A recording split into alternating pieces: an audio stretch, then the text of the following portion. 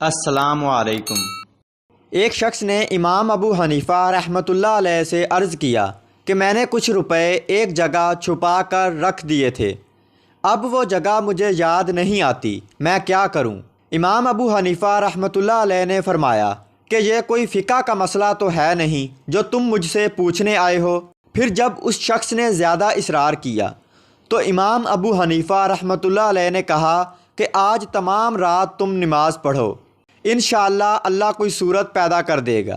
چنانچہ اس شخص نے رات کو نماز پڑھنا شروع ہی کیا تھا کہ اسے یاد آ گیا کہ اس نے روپے کہاں رکھے تھے، اور وہ نماز چھوڑ کر فوراً اپنا دفینہ نکالنے بھاگ کھڑا ہوا۔